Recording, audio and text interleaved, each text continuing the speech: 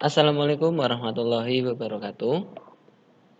Untuk anak-anakku kelas 9, dalam pertemuan pertama kita, mata pelajaran PPKN, kita akan membahas mengenai penerapan Pancasila dari masa ke masa. Baik, dalam pertemuan pertama ini, tujuan pembelajaran yang akan kita ingin capai adalah yang pertama, mensyukuri perwujudan Pancasila sebagai dasar negara yang merupakan anugerah Tuhan Yang Maha Esa. Yang kedua, menunjukkan sikap bangga akan tanah air sebagai perwujudan nilai-nilai Pancasila sebagai dasar negara. Kemudian yang ketiga, mengamati dinamika yang terjadi di masyarakat, terlebih mengenai praktik ideal Pancasila sebagai dasar negara dan pandangan hidup bangsa. Kemudian yang keempat, merancang dan melakukan penelitian sederhana tentang peristiwa dan dinamika yang terjadi di masyarakat terkait penerapan Pancasila sebagai dasar negara dan pandangan hidup bangsa. Nah, pertama, dinamika penerapan Pancasila masa awal kemerdekaan. Yang perlu kalian ketahui adalah pada masa awal kemerdekaan Indonesia, yaitu tahun 1945 sampai 1950, Pancasila mendapat banyak tantangan dari berbagai pihak. Tantangan tersebut muncul dari pemberontakan yang asalnya dari dalam negeri dan juga ada yang dari luar negeri. Nah, dalam slide berikutnya nanti akan saya jelaskan.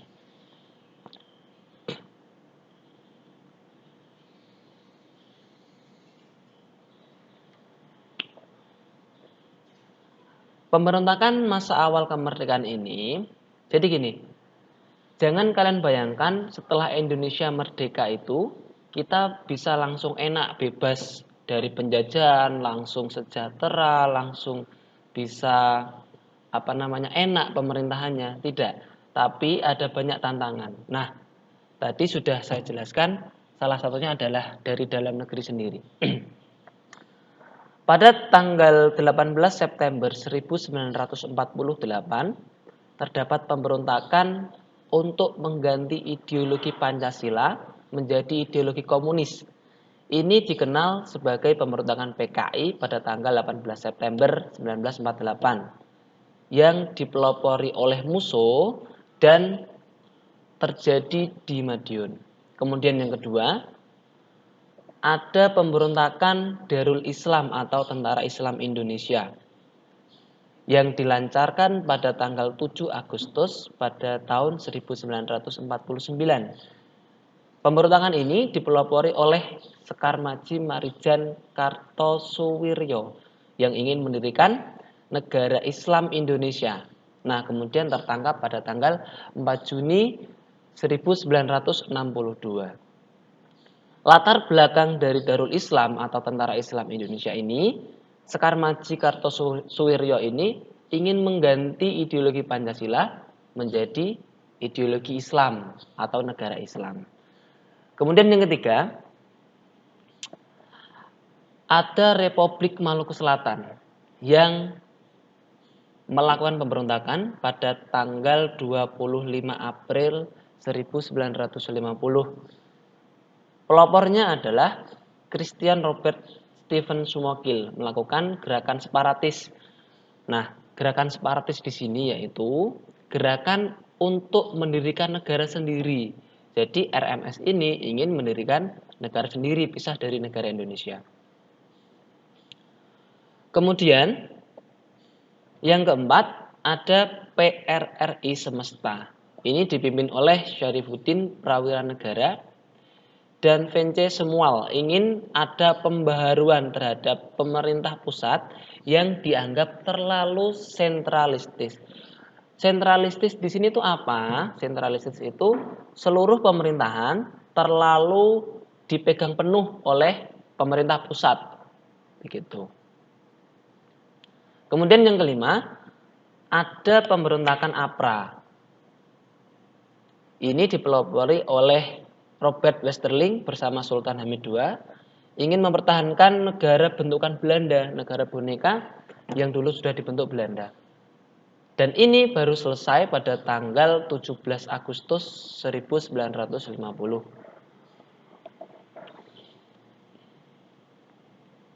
Nah, selain pemberontakan yang ada dari dalam negara sendiri, Indonesia juga ada serangan dari luar yang ingin menghancurkan Pancasila juga, yaitu serangan dari Belanda. Setelah kita merdeka pada 17 Agustus 1945, Belanda sebagai mantan negara yang pernah menguasai Indonesia tidak rela kalau Indonesia ini lepas begitu saja dari tangan Belanda. Maka dari itu, melalui nikah, kemudian KNIL, dia datang lagi ke Indonesia. Nah, pemberontakannya yang sangat terlihat adalah agresi militer 1 dan agresi militer 2. Kita bahas yang agresi militer 1 terlebih dahulu. Agresi militer 1 atau sering disebut sebagai operasi produk atau operasi produk dalam bahasa Indonesia, atau yang dikenal lebih luas sebagai nama agresi militer Belanda 1, adalah operasi militer Belanda di Jawa dan Sumatera terhadap Republik Indonesia yang dilaksanakan pada tanggal 21 Juli sampai 5 Agustus 1947. Operasi produk ini merupakan istilah yang dibuat oleh Letnan Gubernur Jenderal Johannes van Mook yang menegaskan bahwa hasil perundingan Linggarjati pada tanggal 25 Maret 1947 tidak berlaku lagi. Jadi intinya, agresi militer Belanda 1 ini dilancarkan Belanda dengan bertujuan bahwa Belanda itu masih ingin berupaya untuk menguasai wilayah Indonesia secara penuh. Maka dari itu, dia melancarkan serangan militer. Setelah agresi militer Belanda 1 ini berakhir, kemudian terjadi beberapa perjanjian, diantaranya perjanjian Linggarjati, kemudian setelah itu ada lagi perjanjian Renville. Belanda masih kurang puas dengan isi perjanjian itu karena dia masih merasa bahwa Indonesia ini masih bisa dikuasai secara penuh. Maka dilancarkanlah agresi militer Belanda II atau sering disebut sebagai Operasi Gagak. Ini dilaksanakan pada tanggal 19 Desember 1948 yang diawali dengan serangan terhadap Yogyakarta sebagai ibu kota Indonesia saat itu, serta penangkapan Soekarno, kemudian Muhammad Hatta, Syahrir, dan beberapa tokoh lainnya. Jatuhnya ibu kota negara ini menyebabkan dibentuknya pemerintah darurat Republik Indonesia di Sumatera yang dipimpin oleh Syafruddin Prawira Negara. Artinya, setelah terjadi perjanjian Renville, kemudian ibu kota negara Indonesia semula yang di Jakarta, kemudian dipindah ke Jogja, Belanda itu masih kurang puas, masih ingin menguasai negara Indonesia secara penuh, kemudian diserang ibu kota kita yang baru, Yogyakarta. Nah, setelah itu pemerintahan yang menurut Belanda itu ketika Soekarno ditangkap sudah selesai Indonesia, ternyata tidak. Soekarno memberikan surat kuasa kepada Syafruddin Prawira Negara untuk membentuk pemerintahan darurat. Artinya, meskipun presiden dan wakil presiden pada saat itu ditangkap, Indonesia masih ada. Meskipun dalam bentuk pemerintahan darurat. Baik, berikutnya kita akan membahas mengenai perubahan Republik Indonesia Serikat menjadi Negara Kesatuan Republik Indonesia. Setelah agresi militer Belanda II, kemudian diadakan KMB pada tanggal 23 Agustus 1949 sampai dengan 2 November 1949, Indonesia ini mengalami perubahan bentuk negara yang semulanya serikat menjadi negara kesatuan. Sebab gini, pada tanggal 27 Desember sampai dengan 15 Agustus 1950, Indonesia bergabung dalam negara federasi yang sering disebut RIS. Nah, RIS ini dibentuk sebagai wujud kesepakatan antara Indonesia, Belanda, kemudian negara-negara boneka, hasil dari KMB. Seiring berjalannya waktu, ternyata bentuk negara serikat untuk Indonesia ini dianggap kurang pas karena terpecah-pecah. Ada Indonesia pusat dan ada negara-negara bagian. Dan ini menurut pemerintah Indonesia, Belanda akan lebih mudah mengontrol negara-negara boneka. Maka dari itu terjadi perubahan bentuk negara dari Republik Indonesia Serikat menjadi Negara Kesatuan Republik Indonesia sampai saat ini. Sedangkan Undang-Undang Dasar atau konstitusi yang berlaku pada saat itu adalah Undang-Undang Dasar sementara tahun 1950. Namanya saja Undang-Undang Dasar sementara, maka pemerintah perlu membuat atau menyiapkan undang-undang baru. Maka dari itu, pemerintah pada saat itu melakukan pemilu pada tahun 1955 pada eranya Burhanuddin Harahap membentuk yang namanya Badan Konstituante.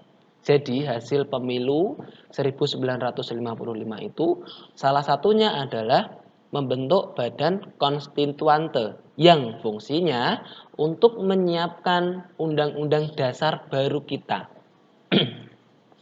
Namun pada kenyataannya Badan Konstituante yang disiapkan oleh pemerintah pada saat itu tidak mampu menyelesaikan tugasnya dalam membentuk undang-undang dasar.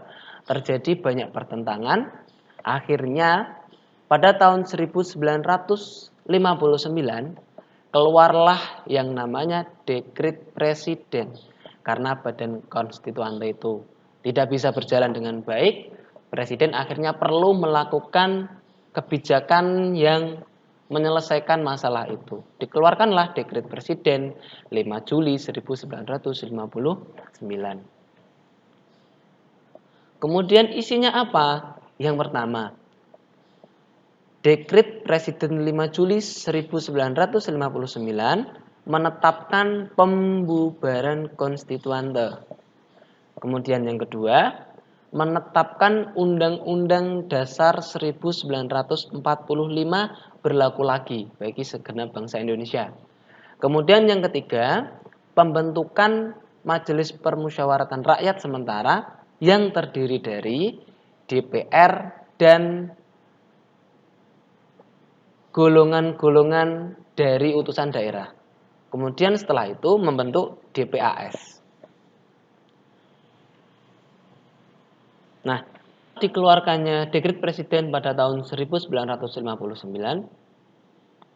Indonesia bergeser dari yang semula demokrasinya agak berbau liberal, kemudian bergeser menjadi demokrasi yang sifatnya terpimpin atau demokrasi terpimpin. Era ini disebut dengan era Orde Lama pada tahun 1959 sampai dengan 1966. Kenapa kok era Orde Lama ini disebut juga sebagai demokrasi terpimpin? Karena semua kebijakan pemerintah itu terpusat pada kebijakan Soekarno.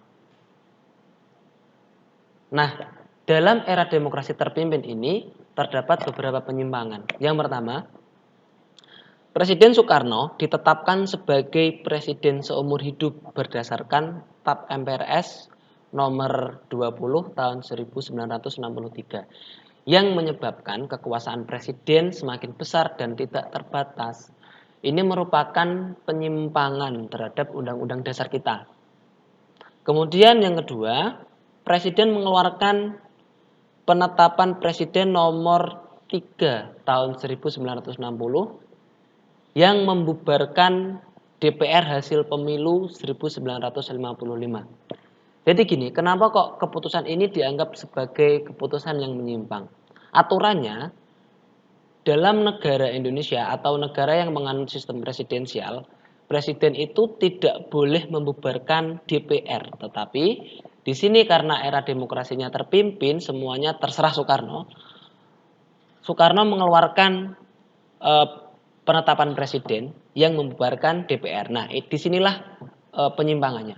Kemudian yang ketiga, presiden membentuk MPRS yang anggota-anggotanya terdiri atas anggota DPR GR, utusan daerah, dan utusan golongan yang semuanya diangkat serta diberhentikan oleh presiden.